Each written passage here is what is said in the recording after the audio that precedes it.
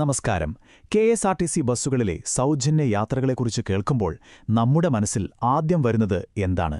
അതൊരു മികച്ച ക്ഷേമ പദ്ധതിയാണോ, അതോ വലിയൊരു സാമ്പത്തിക ബാധ്യതയാണോ? സർക്കാരിന്റെ ഇത്തരം തീരുമാനങ്ങൾ നമ്മുടെ പൊതുഗതാഗത സംവിധാനങ്ങളെ എങ്ങനെ ബാധിക്കുന്നു എന്ന് പരിശോധിക്കുന്ന വളരെ രസകരമായ ഒരു അനാലിസിസിലേക്ക് എല്ലാവർക്കും സ്വാഗതം. ഒട്ടും വൈകാതെ നമുക്ക് നേരെ വിഷയത്തിലേക്ക് കടക്കാം. നമ്മൾ ആദ്യം ചോദിക്കേണ്ടത് ഈ ഒരു ചോദ്യമാണ്: കെ.എസ്.ആർ.ടി.സിയിൽ സ്ത്രീകൾക്ക് ശരിക്കും സൗജന്യ യാത്ര ആവശ്യമുണ്ടോ? സ്ത്രീ ശാക്തീകരണം എന്ന നിലയിൽ നോക്കുമ്പോൾ ഒറ്റ നോട്ടത്തിൽ ഇത് വളരെ ആകർഷകമായ ഒരാശയമാണല്ലേ? പക്ഷെ നമ്മൾ ചിന്തിക്കേണ്ടത്, യാത്രക്കാർ ഇതിന് പണം നൽകുന്നില്ലെങ്കിൽ പിന്നാരാണ് ഈ വലിയ സാമൂഹിക പദ്ധതിയുടെ ചിലവ് വഹിക്കുന്നത്? ഇതാണ് ഇന്ന് നമ്മൾ പ്രധാനമായും ഡീകോഡ് ചെയ്യാൻ പോകുന്നത്. അപ്പോൾ ഇന്നത്തെ നമ്മുടെ ഈ അനാലിസിസിൽ നമ്മൾ പ്രധാനമായും നോക്കുന്നത് ഈ കാര്യങ്ങളാണ്.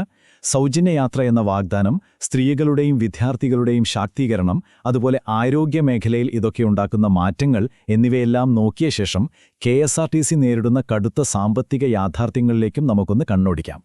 ഒന്നാമതായി, സൗജന്യയാത്ര എന്ന ഈ വാഗ്ദാനം എവിടെ നിന്ന് വന്നു എന്ന് നോക്കാം. പുതിയ ഗവൺമെന്റ് വന്നയുടനെ തന്നെ ഏറ്റവും കൂടുതൽ ജനശ്രദ്ധ പിടിച്ചുപറ്റിയ ഒന്നായിരുന്നു ഇത്. ഈ നയരൂപീകരണത്തിന്റെ ആ ഒരു സ്പീഡ് സത്യത്തിൽ അപാരം തന്നെയാണ്. മെയ് 18 പുതിയ മുഖ്യമന്ത്രി വി.ഡി. സതീശൻ സത്യപ്രതിജ്ഞ ചെയ്യുന്നു. വെറും 2 ദിവസങ്ങൾക്ക് ശേഷം, അതായത് മെയ് 20 തന്നെ സ്ത്രീകൾക്ക് സൗജന്യ യാത്രാ പദ്ധതിയെക്കുറിച്ച് ചർച്ച ചെയ്യാൻ ഉന്നതതല യോഗം ചേരുന്നു. തുടർന്ന് ജൂൺ 15 ഈ പദ്ധതി നടപ്പിലാക്കാനും തീരുമാനിക്കുന്നു. ഭരണതലത്തിൽ എത്ര പെട്ടെന്നാണ് ഇത്തരം കാര്യങ്ങൾക്ക് ജീവൻ വയ്ക്കുന്നതെന്ന് നോക്കൂ. ഇതിനൊരു അടിസ്ഥാനമുണ്ട്. മുഖ്യമന്ത്രി വി.ഡി. സതീശൻ പറഞ്ഞത്, ഒരു പരിഷ്കൃത സമൂഹത്തിന്റെ യഥാർത്ഥ അളവുകോൽ എന്നത് അത് അവിടുത്തെ പ്രായമായവരോട് എങ്ങനെ ആദരവും കരുതലും കാണിക്കുന്നു എന്നതാണ്. ഗതാഗത സബ്സിഡികളെ വെറുമൊരു സാമ്പത്തിക നഷ്ടമായി കാണാതെ അതൊരു നല്ല സമൂഹത്തിന്റെ അടയാളമായി കാണുന്ന സർക്കാരിന്റെ കാഴ്ചപ്പാടാണ് ഇവിടെ നമുക്ക് കാണാൻ കഴിയുന്നത്. ഇനി നമുക്ക് രണ്ടാമത്തെ കാര്യത്തിലേക്ക് വരാം. ഈ പദ്ധതികൾ യഥാർത്ഥത്തിൽ സ്ത്രീകൾക്കും വിദ്യാർത്ഥികൾക്കും എങ്ങനെയാണ് ഗുണം ചെയ്യുന്നത്? മുൻ കെ.എസ്.ആർ.ടി.സി. എം.ഡി. ബിജു പ്രഭാകർ ചൂണ്ടിക്കാണിച്ച വളരെ പ്രാക്ടിക്കലായ ഒരു ഉദാഹരണമുണ്ട്. തിരുവനന്തപുരത്തെ കവടിയാർ പോലെയുള്ള സമ്പന്ന മേഖലകളിലേക്ക് ജോലിക്ക് പോകാൻ ഉയർന്ന യാത്രാച്ചെലവ് കാരണം മുൻപ് പല വീട്ടുജോലിക്കാർക്കും കഴിഞ്ഞിരുന്നില്ല. എന്നാൽ സൗജന്യയാത്ര വന്നതോടെ അവർക്ക് കൂടുതൽ ശമ്പളം കിട്ടുന്ന സ്ഥലങ്ങളിലേക്ക് ജോലിക്ക് പോകാനും യാത്രാച്ചെലവ് ലാഭിച്ച് അവരുടെ കയ്യിൽ ബാക്കിയാകുന്ന വരുമാനം വർദ്ധിപ്പിക്കാനും സാധിച്ചു. ഇത് സ്ത്രീകൾക്ക് നൽകുന്ന സാമ്പത്തിക സ്വാതന്ത്ര്യം ചെറുതല്ല. ഇനി വിദ്യാർത്ഥികളുടെ കാര്യമൊന്ന് ആലോചിച്ചു നോക്കൂ. വെറും 110 രൂപ. അതെ, കേട്ടത് ശരിയാണ്. ഒരു വിദ്യാർത്ഥിക്ക് ഒരു മാസം 25 ദിവസത്തോളം ബസ്സിൽ യാത്ര ചെയ്യാൻ ഒരു വർഷത്തേക്ക് ആകെ നൽകേണ്ടി വരുന്ന കൺസെഷൻ തുകയാണിത്. ഈ ചെറിയ തുക ഒരു സാധാരണ കുടുംബത്തിന് നൽകുന്ന സാമ്പത്തിക ആശ്വാസം എത്രത്തോളമാണെന്ന് നമുക്ക് ഊഹിക്കാവുന്നതേയുള്ളൂ. പക്ഷേ ഇവിടെ വെറുതെ സൗജന്യം കൊടുക്കുക മാത്രമല്ല കെ.എസ്.ആർ.ടി.സി. ചെയ്യുന്നത്. അതൊരു അടിപൊളി ടെക് അപ്ഗ്രേഡ് കൂടിയാണ്. എളുപ്പത്തിൽ കൃത്രിമം കാണിക്കാൻ കഴിയുന്ന പഴയ പേപ്പർ പാസുകളിൽ നിന്ന് മാറി യാത്രകൾ കൃത്യമായി ട്രാക്ക് ചെയ്യാൻ സാധിക്കുന്ന RFID ചിപ്പ് വെച്ചുള്ള സ്മാർട്ട് കാർഡുകളിലേക്ക് സിസ്റ്റം മാറുകയാണ്. കാര്യങ്ങൾ കുറച്ചുകൂടി സുതാര്യമാകുന്നു എന്ന് ചുരുക്കം. മൂന്നാമത്തെ വിഷയം കുറച്ചുകൂടി ഗൗരവമുള്ളതാണ്. പലർക്കും ബസ് വെറുമൊരു വാഹനമല്ല, അതൊരു ചികിത്സയുടെ ഭാഗം കൂടിയാണ്. എങ്ങനെയാണെന്നല്ലേ? 82 വയസ്സുള്ള സിദ്ദിഖ് എന്ന ക്യാൻസർ രോഗിയുടെ കാര്യം തന്നെ എടുക്കാം. ചികിത്സയ്ക്കായി പല നഗരങ്ങളിലേക്കും യാത്ര ചെയ്യേണ്ടി വന്ന അദ്ദേഹം യാത്രാച്ചെലവ് താങ്ങാൻ കഴിയാതെ വന്നപ്പോൾ സ്വന്തം ചികിത്സ തന്നെ നിർത്താൻ തീരുമാനിച്ചു. ഇതുകൊണ്ടാണ് കീമോതെറാപ്പിയും റേഡിയേഷനും ചെയ്യുന്ന ക്യാൻസർ രോഗികൾക്ക് കെ.എസ്.ആർ.ടി.സി. നൽകുന്ന സൗജന്യ യാത്രാനുമതി അക്ഷരാർത്ഥത്തിൽ ഒരു വലിയ ആശ്വാസമാകുന്നത്. യാത്രാച്ചെലവ് കാരണം ആരുടെയും ചികിത്സ മുടങ്ങരുത് എന്നുറപ്പാക്കുകയാണ് ഇവിടെ. ഇതുകൂടാതെ ഭിന്നശേഷിക്കാർക്കുള്ള യാത്രാ സൗജന്യവും ഇപ്പോൾ വിപുലീകരിച്ചിട്ടുണ്ട്. ആസിഡ് ആക്രമണത്തിന് ഇരയായവർ, Parkinson's, muscular dystrophy, haemophilia, dwarfism ഉള്ളവർ എന്നിവർക്കെല്ലാം ഇപ്പോഴിളവുകളുണ്ട്. സമൂഹത്തിൽ ഏറ്റവും പിന്തുണ ആവശ്യമുള്ള ഇവർക്ക് ഒരു യാത്ര ചെയ്യാനുള്ള അവസരം നൽകുക എന്നത് ശരിക്കും മൊബിലിറ്റി ഒരു മരുന്നായി മാറുന്ന കാഴ്ചയാണ്. നാലാമതായി, നമ്മുടെ സംസ്ഥാനത്തെ മുതിർന്ന പൗരന്മാരുടെ ക്ഷേമം. ഈ ക്ഷേമ പദ്ധതികൾ തമ്മിലുള്ള വ്യത്യാസം നമ്മൾ തീർച്ചയായും അറിഞ്ഞിരിക്കണം. കാരണം കേരളം ഇന്ത്യയിലെ തന്നെ ഒരു ഗ്രേ സ്റ്റേറ്റ് ആയി മാറിക്കൊണ്ടിരിക്കുകയാണ്. നമ്മുടെ ജനസംഖ്യയുടെ 18% പേർ 60 വയസ്സിന് മുകളിലുള്ളവരാണ്. ഈയൊരു വലിയ യാഥാർത്ഥ്യം മനസ്സിലാക്കിയാണ് വയോജനങ്ങൾക്കായി രാജ്യത്ത് ആദ്യമായി ഒരു പ്രത്യേക വകുപ്പ് തന്നെ രൂപീകരിക്കാൻ ഗവൺമെന്റ് തീരുമാനിച്ചത്.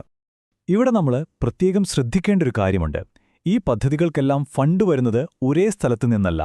സംസ്ഥാനമൊട്ടാകെ സ്ത്രീകൾക്കുള്ള സൗജന്യയാത്ര ഗവൺമെന്റ് ഫണ്ടിൽ നിന്നാണ് വരുന്നതെങ്കിൽ 70 വയസ്സിന് മുകളിലുള്ള മുതിർന്ന പൗരന്മാർക്കുള്ള തിരുവനന്തപുരം സിറ്റിയിലെ യാത്രാ സൗജന്യം സിറ്റി കോർപ്പറേഷന്റെ സ്വന്തം ഫണ്ടിൽ നിന്നാണ് വരുന്നത്.